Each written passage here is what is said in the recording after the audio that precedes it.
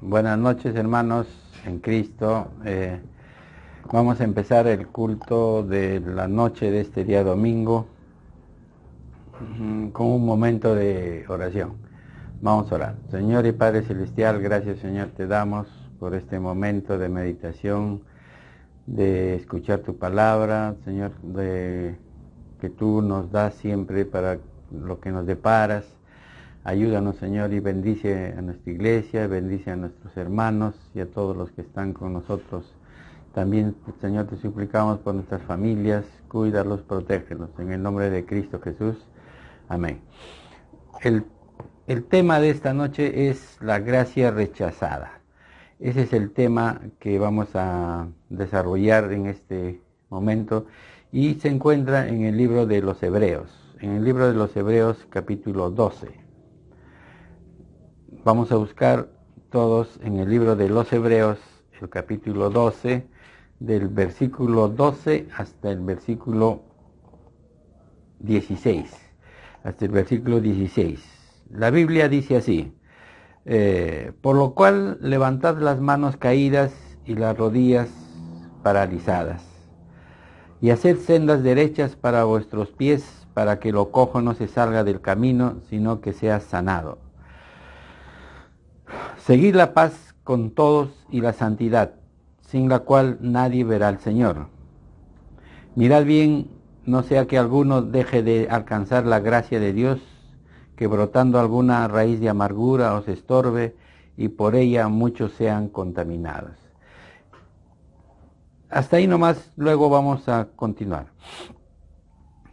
Vemos pues acá en el versículo 12, donde dice: por lo cual levantad las manos caídas y las rodillas paralizadas. En este tiempo que estamos en cuarentena, toda la situación diaria hace que nosotros estemos tensionados, un poco asustados y muchas veces en pánico, ¿no? Y eso no debe ser normal en toda la sociedad. La sociedad en sí está atravesando unos momentos difíciles, ¿no? Con esto de la pandemia, del virus que nos ha sorprendido, ¿no? A todo el mundo, en especial acá en el Perú. Y bueno, pues según dicen, unos sigue avanzando, otros dicen que ya se está estabilizando. En realidad no se sabe a ciencia cierta, porque hay muchas noticias y noticias nos alarman demasiado, la gente entra en pánico, otros con tranquilidad lo toman y así. Pero la realidad es que hay un mal que nos está afectando a todos, y este mal es el virus que está contagiando y que está matando a la gente, ¿no? Más que nada aquellas personas que se sienten un poco mal de otros males y tienen las defensas bajas, y de repente mentalmente también están con angustia y con pánico, y esto sucede en aquellas personas que les afecta más, y es por eso que hay que conservar bastante la tranquilidad. La Biblia nos está diciendo que tenemos que tener confianza, tenemos que tener fe, que es muy importante, y también recordar de que debemos de orar siempre, sujetarnos, ¿no?, a que Dios nos escuche, a que Él incline su oído, como dice la palabra, ¿no?, y escuchará al justo. Vamos a ver este versículo 12, donde dice: por lo cual, dice, levantad las manos caídas y las rodillas paralizadas. En nuestra situación que estamos viviendo no es tan fácil, ¿no? La cuarentena no es tan fácil. Muchos de nosotros, aún siendo creyentes, ¿no?, entramos a veces en desesperación, ¿no?, en angustia. Por ejemplo, por no ir muy lejos, ¿no?, en mi caso, ¿no?, hace como 3 meses atrás, yo sentía de que me faltaba el aire y mi garganta se me había cerrado un poco. Entonces, como recién empezaba esto del virus, que los primeros síntomas son de la garganta, después vas a tener tos, después vas a tener fiebre, y ya, pues entonces dije, uy, yo ya me contagié. Entonces lo primero que hice fue llamar a uno de mis amigos, ¿no? Que son médicos, y me dice, ¿no? El doctor me dice, no, pero ¿te falta respiración? Sí, le digo, doctor, me falta la respiración. Pero, ¿cuánto está saturando? Me dice, bueno, no sé, le digo, pero tengo saturador, ¿no? Saturador de oxígeno. Ah, ya, entonces, a ver, fíjate, me dice. Ya, en ese momento que me dijo, ¿cuánto está saturando? Yo me fui y bueno, pues conmigo se fue mi esposa, mis hijos, ¿no? Para ver cuánto estaba saturando. Entonces, cuando me pusieron el saturador en el dedo, lo que más sentí yo era que mi corazón comenzó a acelerar, no ya de una forma normal. Entonces, en un primer momento entré en pánico, porque dije, si yo saturo menos de lo que el doctor me dice, ya pues caballero nomás, o no, me voy al hospital. Y en el hospital, pues uno sabe, ahora sabemos de que si entras al hospital, ¿no? Y en ese tiempo no había ningún tratamiento porque los protocolos eran así, entonces decía, pues o entro y ya no salgo, o si salgo, salgo en un cajón. Entonces, al saturar, mi corazón se aceleró demasiado, ¿no? Pasé de 100, 110, uy, dijeron. Entonces, pero la saturación me dio 97, o sea que estaba bien, ¿no? O sea, estaba saturando bien. Entonces le dije al doctor de que mi saturación estaba en 97. Le digo, entonces me dice, estás bien, no te preocupes, me dijo. Pero le digo, ¿qué cosa hago para que me calme esto de la garganta? Le digo, y me dijo pues algo que era como que me había infectado con insecticidas porque estaba limpiando la cocina, estaba arreglando unas cosas y le había echado un montón de insecticidas, y la refrigeradora también, que salió un vapor ya demasiado frío, ¿no? Frío. Entonces todo eso me había afectado, y no es que me había contagiado yo de eso, ¿no? Pero yo me asusté, pues entré en pánico. Porque después que me puse el saturador otra vez, ya mi corazón volvió a su normalidad. Bajó de 80, ¿no? Bajó de 110, 112, bajó a 80, a 76, 75. Ya. Y bueno, pues esa es la situación que a veces nos toca vivir a cada uno de nosotros. Pero el Señor nos dice, ¿no? Levantad las manos caídas y las rodillas paralizadas. O sea, no entremos en situaciones de angustia ni de terror. Y bueno, pues yo aún siendo creyente entré en pánico, ¿no? Porque decía, uy, ¿ahora qué me va a pasar, no?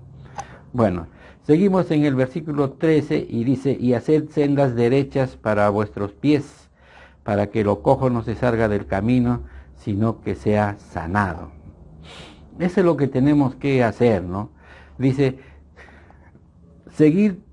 hacer sendas derechas, dice, o sea, caminar, ¿no? Caminar como debemos andar en el camino de nuestro Señor, dice, ¿no? ¿Para qué? Para que no nos salgamos del camino. Siempre estar presentes en lo que el Señor nos dice, en su conocimiento, en su palabra. Es muy importante para que no nos equivoquemos de camino. Fíjense, yo entré en pánico porque lo primero que yo debería haber hecho era pues confiar en el Señor. Señor, tú estás conmigo y pase lo que pase, suceda lo que suceda, ¿no? Va a ser lo mejor para mí. Pero en una situación de ese momento, pues, me equivoqué. Pero el Señor dice, no, haz sendas derechas para que tu pie no tuerza ni te caigas. El versículo 14 dice, seguid la paz con todos y la santidad, sin la cual nadie verá al Señor. Este es otro versículo muy importante, ¿no?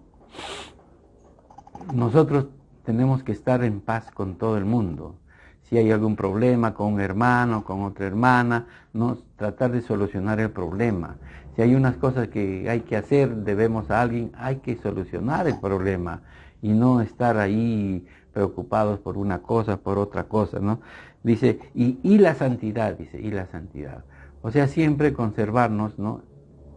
Conservarnos bien. En otras palabras, hay que tratar y hay que ser efectivo de no pecar en el camino de esta vida. Ahora que estos tiempos son mucho más difíciles. Los acontecimientos que están pasando, las situaciones que estamos viviendo, la iglesia, y la iglesia somos nosotros, debemos de conservar la santidad, debemos de hacer bien las cosas, ya no equivocarnos, ya no hacer lo que nosotros queremos. A veces tenemos una forma de comportarnos, tenemos nuestro orgullo, tenemos nuestra manera de ser, somos medios altivos y siempre sacamos nuestro ego. Ya no queremos que nadie nos amoneste, ya no queremos que nadie nos diga, oye, tú estás yendo por mal camino. Ya no, dice el Señor, haz sendas derechas, vive en santidad. En estos tiempos debemos de vivir así. Y el Señor nos dice que si tú no haces esto, no verás al Señor, no lo verás. Entonces, en el camino del cristiano, en el camino del creyente, cada vez debemos de subir peldaños. Y la Biblia nos dice hasta llegar a la santidad de Cristo. Es muy difícil, totalmente difícil, pero ese es nuestro norte, ese es nuestro objetivo. Eso es lo que nosotros debemos hacer. El versículo 15 dice, mirad bien que dice, no sea alguno deje de alcanzar la gracia de Dios, que brotando alguna raíz de amargura os estorbe y por ella muchos sean contaminados. Y a veces no queremos arreglar nuestras cosas, no queremos cambiar nuestra vida, queremos seguir como somos, creemos que somos más que otros y no creemos que nadie nos amoneste, nadie nos diga qué mal estamos en el camino. Debemos de recibir, por ejemplo, la amonestación de los hermanos, pero hay veces cuando uno les dice algo, ahí mismo reaccionan mal, como un incrédulo reaccionan, y no debe ser así. Si la reacción de un hermano es de amonestación, es para bien, debemos de recibir y decirle, gracias Señor, gracias amigo, o gracias hermano, porque estás amonestándome y yo me estoy dando cuenta que estoy en mal camino. Entonces es muy importante darnos cuenta de eso, pero en nuestra propia iglesia sucede eso. Varias veces hemos puesto cosas y casos en los cuales uno le dice, hermano, no hagas esto, no está bien que hagas esto. Y lo primero que hacen es hacer justamente lo contrario. Pero el Señor que te dice, no sea que alguno deje de alcanzar la gracia de Dios, que brotando alguna raíz de amargura, justamente se está refiriendo a algunos que están dando mal y es un hermano, pero que no quiere cambiar. Entonces, ¿qué cosa pasa? Entra en el corazón un hálito de amargura y dice, te estorba, te va a malograr, te va a estorbar en tu vida de cristiana, en tu relación personal con Dios. Dios no te va a escuchar, así tú ores, así tú clames, si tú primero no cambias tu situación personal, tu ego, tu manera de ser. Y por ella, y por estas situaciones, muchos son contaminados. O sea, muchas personas dando este mal ejemplo de aquellos cristianos o creyentes o hermanos que no reciben y que no aceptan la amonestación de algún otro hermano o de algunas otras personas que ven que están dando mal y creen que no pueden ser amonestados, están dando mal ejemplo a las otras generaciones de cristianos que están viniendo. ¿Y qué cosa es lo que hacen? Se equivocan. Entonces, y la misma manera es que estos son contaminados por aquellos hermanos que dicen que son hermanos, que dicen que son creyentes, pero que en el transcurso de su vida no cambian. Esto es muy importante darnos cuenta, hermanos, porque nosotros como creyentes y como personas que ya tenemos varios años en el Señor, debemos de cambiar, y las señales son evidentes. La primera señal es la humildad, Si una persona o un creyente no es humilde y no reconoce su condición de pecado en el cual hay veces está caminando, entonces, como dice la Biblia, alguno deje de alcanzar la gracia de Dios.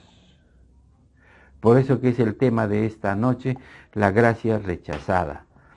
La gracia rechazada. Ahora nos vamos al versículo 16, dice, no sea que haya algún fornicario profano como Esaú, que por una sola comida vendió su primogenitura. Acá nos está dando un ejemplo muy importante, ¿no?, de estos dos hijos de Isaac, Esaú e Isaac. Esta parte es muy fundamental, muy importante, y yo quisiera que agudicen su mente para escuchar y para discernir lo que les voy a explicar, porque es una doctrina, que muchos se equivocan al interpretarlo, ¿no?, a su propia manera. No se dan cuenta de que Dios a veces toma decisiones muy importantes en la vida de cada uno, en la formación de cada uno, por la manera y por el sentido que le das a las acciones que tú tomas en tu vida. Y es por eso que este gran ejemplo de Esaú y Jacob, ¿no?, para este tema, por la gracia rechazada, es tan importante darnos cuenta. Dice así, no sea que algún fornicario profano como Esaú, que por una sola comida vendió su primogenitura. Acá está hablando de Esaú. Esaú fue el primogénito de la familia de Isaac con Rebeca, y de ahí nacieron los dos gemelos, Esaú y Jacob. Pero la Biblia nos dice que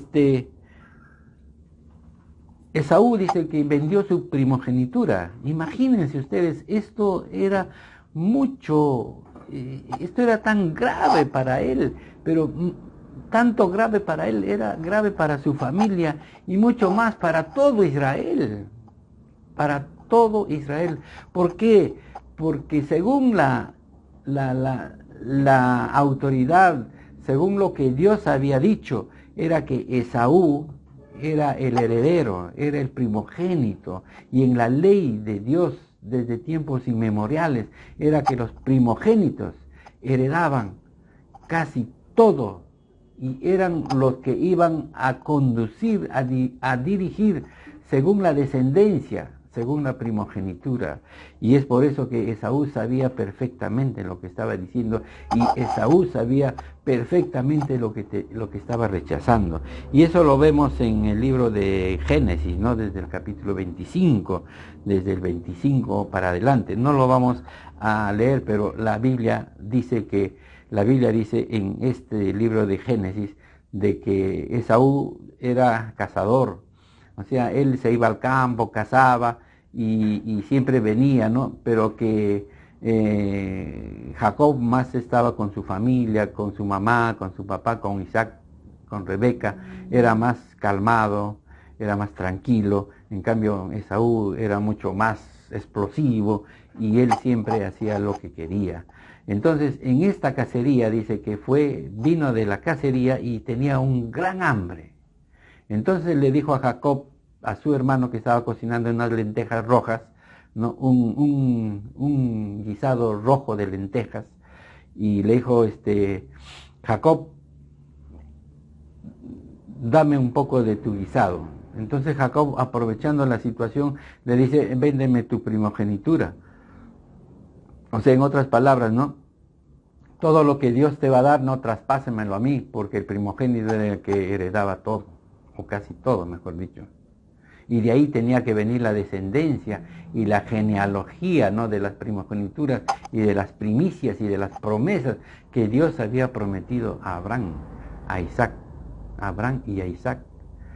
Bueno, pues todo eso iba a ser de Esaú, pero Esaú sabía perfectamente eso y lo desechó y lo menospreció.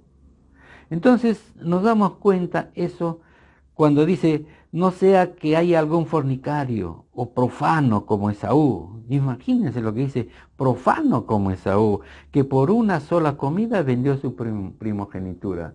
Claro, pues Jacob le dice, véndeme tu primogenitura y yo te voy a dar el plato de lentejas. O sea, Esaú, por un plato de lentejas, vendió su primogenitura. Y lógicamente, pues que Esaú no se iba a morir, ¿no? Si no comía el plato de lentejas, porque él podía esperar, había venido de su casa, tenía a su esposa, pero él no le interesó. Por eso que la Biblia dice fue un profano. Menospreció a Dios, menospreció lo que Dios había diseñado. Él sabía perfectamente lo que estaba haciendo. Y sigan, dice en el versículo 17, dice, porque ya sabéis que aún después, deseando heredar la bendición, fue desechado. Y no hubo oportunidad para el arrepentimiento, aunque la procuró con lágrimas. Lógicamente después cuando Esaú él quiso porque él sabía que tenía que recibir la primogenitura, tenía que recibir todo lo que Dios había preparado para él. Lo procuró con lágrimas, dice, pero ya todo estaba decidido. ¿Por qué? Porque él menospreció a Dios, rechazó en su momento todo lo que Dios le había preparado. Esaú era el que tenía que dirigir, no Jacob. No Jacob. Esto es importante darnos cuenta, porque dice que en ese momento, dice, él lo procuró con toda fuerza y con lágrimas. Le decía a su padre Isaac, bendíceme, porque a mí me toca. Pero ya era tarde ya para arrepentirse. Pero Esaú ni siquiera se arrepintió, porque solamente quería lo que Dios le había preparado. Pero como dice Dios, pues, si me has menospreciado, has profanado todo lo que yo te había dado, ¿con qué derecho iba a pedirle ya al Señor?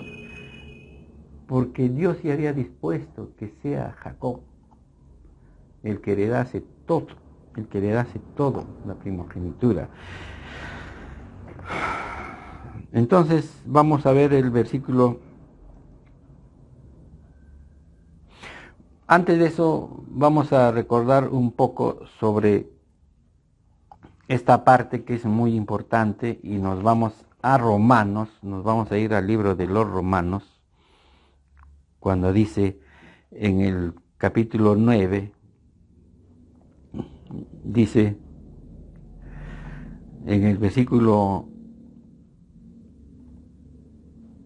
10, dice, y no solo esto, dice, sino también cuando Rebeca concibió de uno de Isaac, nuestro padre, pues no había aún nacido, ni había hecho aún ni bien ni mal, para que el propósito de Dios conforme a la elección permaneciese no por las obras, sino por el que llama.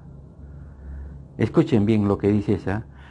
Dice, para que el propósito de Dios conforme a la elección permaneciese no por las obras, sino por el que llama. Se le dijo, el mayor servirá al menor. El 13, versículo 13, Romanos 9:13, dice, como está escrito, a Jacob amé, mas a Esaú aborrecí. Ahora nos damos cuenta, hermanos, por qué Dios aborreció a Esaú. Nosotros podremos decir, Señor, pero tú ya habías prometido desde tiempos inmemoriales que Esaú era el primogénito.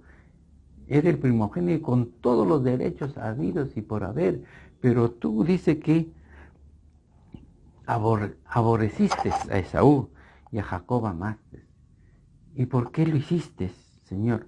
¿Saben por qué lo hizo? Porque ustedes, yo ya les expliqué por qué lo hizo, porque Esaú menospreció.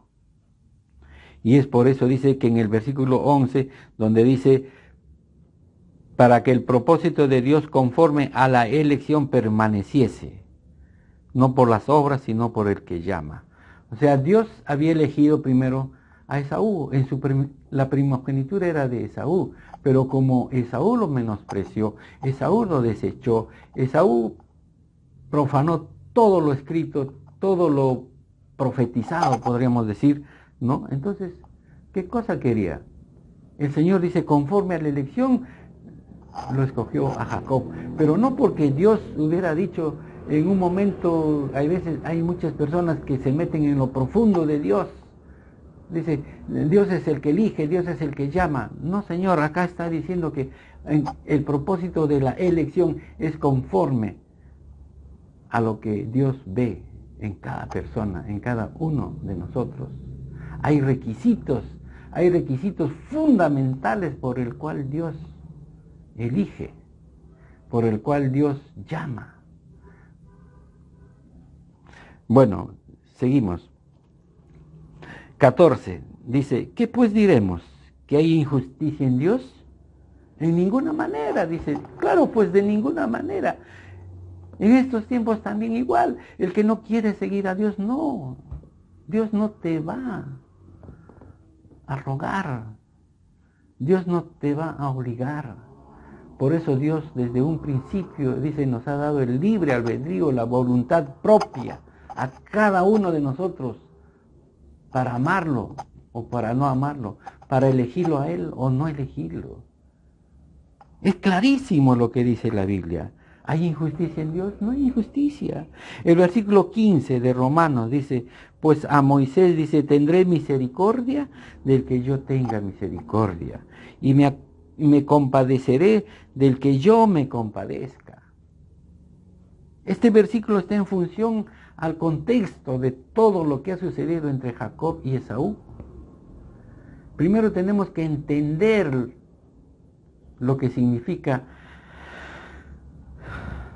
tendré misericordia del que yo tenga misericordia y me compadeceré del que yo me compadezca. Y eso es lo que pasó justamente con los dos hermanos. Esaú no quiso nada, pues Dios no lo iba a obligar. Jacob dice, amé a Jacob, porque Jacob fue la persona que quería hacer las cosas de Dios, quería estar en lo profundo, en los caminos, en las obras, en los decretos, en la voluntad de Dios. Por eso dice, a Jacob amé. Por lo tanto, cambió la primogenitura, porque esa es la manera como Dios elige a las personas. Esa es la manera como a cualquier persona que escuche el Evangelio de Cristo, el Señor lo va a elegir cuando tú escuches el Evangelio, cuando tú creas en el Evangelio y cuando tú recibas a Cristo. Ahí el Señor recién te va a elegir. ¿Por qué? Porque tú le has obedecido a Él. Esto es tan importante y tan crucial en la vida de todo creyente y en la vida de todo incrédulo, que se dé cuenta que la única manera como Dios te puede elegir es que cuando tú le obedeces. Y la obediencia está en función al llamado del Evangelio. Y tú tienes que creer en el Evangelio de Cristo. Por eso dice en el versículo 16 de Romanos, así que no depende del que quiere ni del que corre, sino que de Dios que tiene misericordia. No depende de lo que tú hagas o lo que tú quieras, de las obras que tú realices, de lo que grande que eres o lo pobre que eres, o de lo que tengas mucho dinero o no tengas dinero. No depende nada de eso. Depende de quién tiene misericordia el Señor. El Señor tiene misericordia justamente de aquellas personas que le obedecen y que aceptan el llamado del Evangelio de Cristo. Bueno, hermanos, esta es una parte muy importante y vamos a regresar al libro de los Hebreos y nos vamos al versículo 22. Vamos al versículo 22. Capítulo 12 de los Hebreos y al versículo 22. Acá nos está hablando a los creyentes, ¿ya? Aquellos a quienes Dios en su misericordia los ha elegido en función a la obediencia y al llamado que cada uno de los creyentes ha aceptado. Por eso es que en la Biblia siempre habla. ¿Quiénes son los predestinados? Los que están en Cristo. ¿Quiénes son los elegidos? Los que están en Él, dice el Señor. Hay un requisito indispensable y primordial. Pero Dios en su infinita omnisciencia, Él ya puede saberlo, lógicamente puede saberlo. Porque Él es todopoderoso. Él es el creador de los cielos y la tierra. Por Él estamos, en Él somos y por Él nos movemos. Pero no podemos entrar en las profundidades, en lo profundo de Dios. Solo el Espíritu de Dios es el que escudriña la mente y el corazón de Dios. Nosotros debemos de interpretar la Biblia conforme está en su palabra, en el contexto de todo y de la idea por el cual Dios llama a las personas.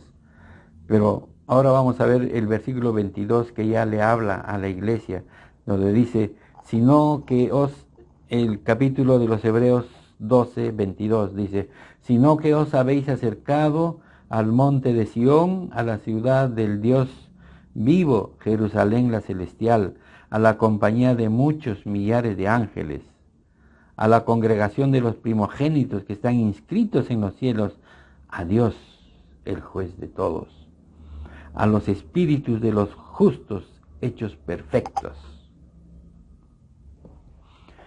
El versículo 24 nos dice a Jesús, el mediador del nuevo pacto y la sangre rociada que habla mejor que la de Abel.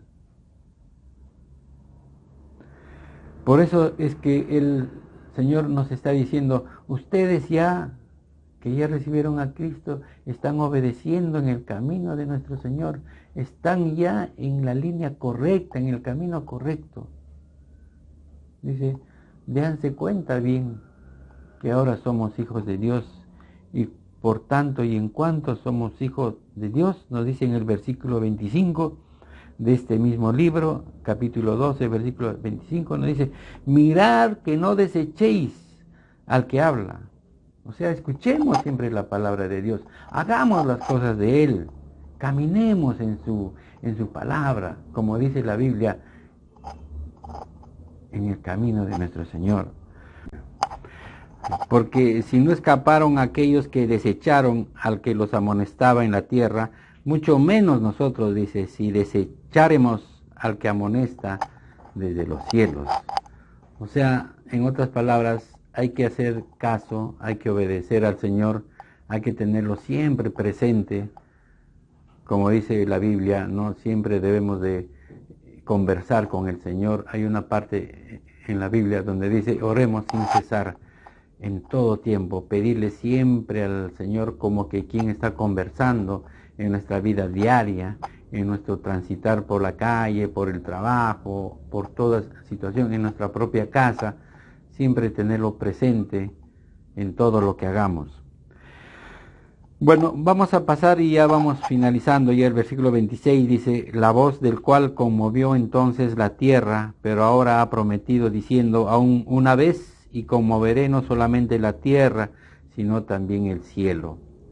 En esta parte nosotros debemos de entenderlo como que Dios es el que puede hacer las cosas, es el que nos puede escuchar y puede parar toda esta situación que a veces nos está sucediendo, que está pasando con esto de la pandemia, por este virus. Como le decía en un principio de ese mensaje, yo pensé que ya el virus ya me había coronado, entonces decía, ya fui coronado por el virus. Pero Dios en su misericordia no me ayudó y me dio esta tranquilidad, porque todavía no la tenía. Porque Él mismo dice, no, y conmoveré no solamente la tierra, sino también el cielo. Él puede solucionar los problemas. Oremos siempre, Señor, oremos a nuestro Señor para que todo esto pase, para que los cultos vuelvan a la iglesia, porque el objetivo del diablo, ya les dije desde un principio, el objetivo del diablo es que se corten los cultos. Es por eso que este señor del Organismo Mundial de la Salud ahora está diciendo de que por el aire también, como que si que si el virus queda suspendido en el aire, es que están investigando, dice, ¿no? Para ver si esto sucede o no sucede. Pero por lo tanto, dice, ¿no? En un principio no va a haber reuniones. No va a haber reuniones de casinos, dice el presidente, no va a haber reuniones de bailes y de cosas así, y tampoco de cultos, dijo, ¿no? Y tampoco de cultos. Acá lo principal es que el diablo está actuando porque piensa y siente, ¿no? Que la iglesia del Señor es el gran enemigo del diablo, porque la misma Biblia dice, cuando se vaya a la iglesia, el diablo va a estar libre de todo para poder actuar y hacer las cosas que le va a venir en gana, y el mundo va a estar sujeto al diablo. Pero nosotros, como dice la Biblia, no debemos tener confianza y debemos obedecer, porque dice, si Él conmovió la tierra, Él también va a conmover el cielo. Y esta frase aún una vez, el versículo 27 dice, y esta frase aún una vez indica la remoción de las cosas movibles como cosas hechas para que queden las inconmovibles. Así que dice, nos está diciendo a nosotros, recibiendo nosotros, dice, los creyentes, un reino inconmovible, tengamos gratitud, estemos siempre agradecidos, fortalecidos, que dice, y mediante ella sirvamos a Dios, dice, agradándole con temor y reverencia. Lo que estamos diciendo siempre. Siempre debemos estar agradecidos con temor. O sea, de no hacer las cosas y estamos haciendo por hacer alguna cosa mala, entonces debemos de acordarnos de nuestro Dios y tener reverencia. Eso es tener temor de Dios. Y ser agradecidos por todo lo que Dios nos da y nos cuida y nos protege. Y por último, el versículo 29 para finalizar este culto, donde dice, porque nuestro Dios es fuego consumidor. Hay que tener presente en esta frase cuando dices fuego consumidor, Él es el Dios que nos puede solucionar todos nuestros problemas, pero también es un Dios que actúa con rectitud y va a castigar a quien tiene que castigar. Y es por eso que nosotros debemos andar agradándole en todo, para que nuestro Dios se sienta honrado y glorificado, como Él mismo dice, yo me quiero honrar y me quiero glorificar en mis hijos. ¿Y cómo vamos a honrarle y cómo vamos a glorificarle si no es obedeciéndole a su palabra y a todo lo que Él nos ha dicho en su bendita palabra que es la Biblia?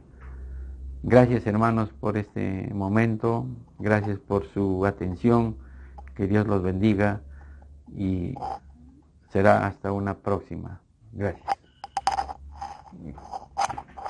Vamos a tener una pequeña oración de despedida. Señor y Padre Celestial, gracias, Señor, te damos por tu palabra. Gracias, Señor, porque tú nos enseñas, Señor, tu palabra y la exactitud del discernimiento, de la rectitud, de la interpretación, Señor, de lo que tú deparas a cada uno de nosotros.